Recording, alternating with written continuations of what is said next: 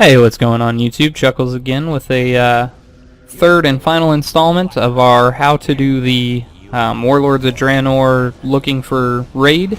The third wing, Imperator's Rise or whatever it is. I think it's Imperator. At any rate, it's only one boss in this wing, and it is the final boss of the Highmaul raid. It's a fairly simple fight that shouldn't give you much troubles, but I'll go ahead and explain it anyway. So it's a 4-phase fight. Phase 1 is from 100% health down to 85% health, and basically what it does is it allows you and your raid to establish what abilities he does during the entire course of the fight. So he has 5 major abilities in Phase 1. Accelerated Assault, which is a stacking buff that he applies to himself each time he does consecutive attacks on the same target. So each stack increases his attack speed by 8% and really starts to get up there. Excuse me.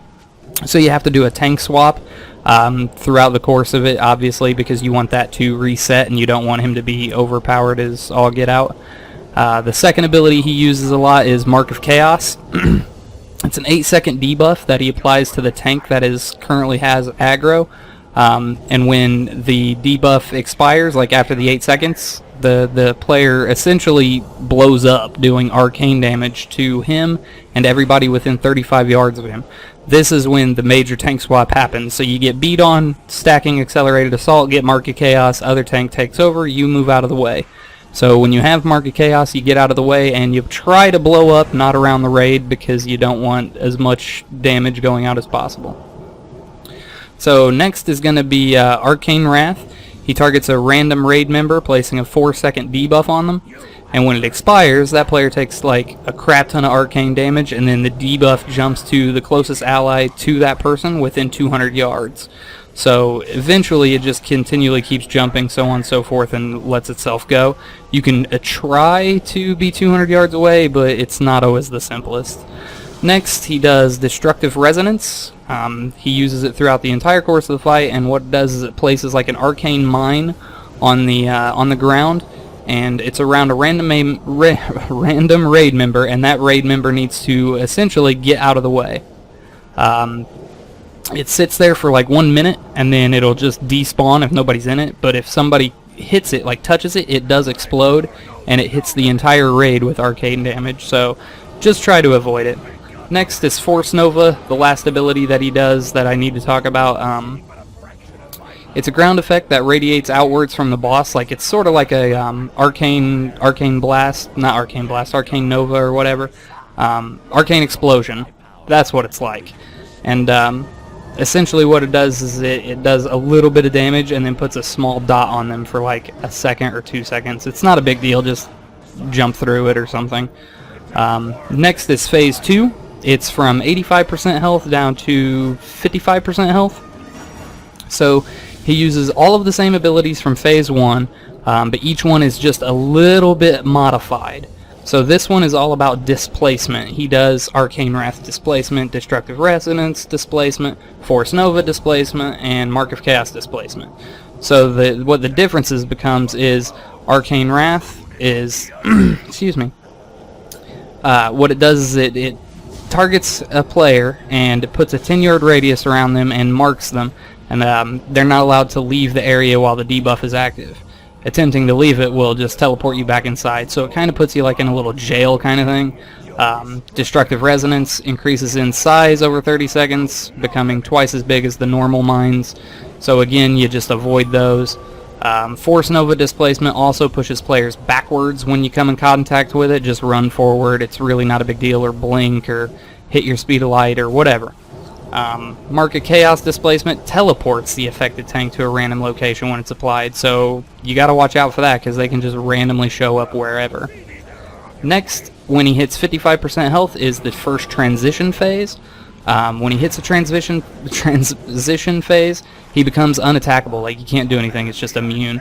And he summons 2 War Mages, a bunch of these little anomalies like little guys, the first time he does it. So the War Mages have to be top priority. What they do is Dominance Aura. It's an ability that is like a passive buff all allies within 25 yards increases their damage done by 50% and their attack and casting speed by 50%. Then Nether Blast, random raid member dealing high arcane damage to all other allies within 5 yards. You can't interrupt it, kinda sucks. You just kinda have to eat it. They can slow a random raid member, and then they can fixate, which means the random raid member that they fixate on, for 15 seconds they're going to just cast Nether Blast on them straight up only. So you kill the 2 War Mages, you try and kill off the little anomalies. The only thing that you need to worry about with the little anomalies is when they die, they kind of explode and do a little bit of damage, so don't kill them all at once on one tank. And then when he hits 25% health, he hits Rune Fortification, which is Phase 3. Again, same abilities as Phase 1, it's just they're slightly different. These ones are Fortification ones.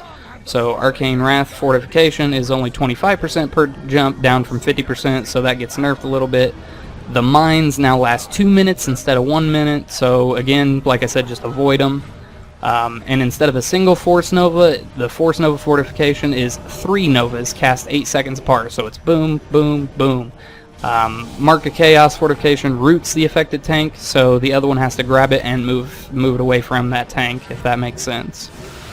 Okay, so then you'd move into the second transition phase, which is still your 2 War Mages, bunch of little anomalies, and then he also summons a Reaver. I still like to put the priority on the War Mages, and then the Reaver, and then the anomalies, but a lot of the looking for raid groups are going to say kill the Reaver first. It really doesn't matter in LFR, but in normal and stuff, the War Mages really need to go down quickly.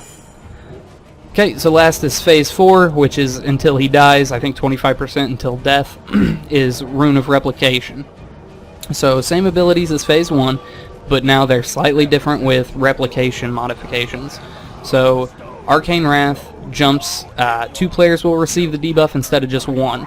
So that starts to get a little chaotic.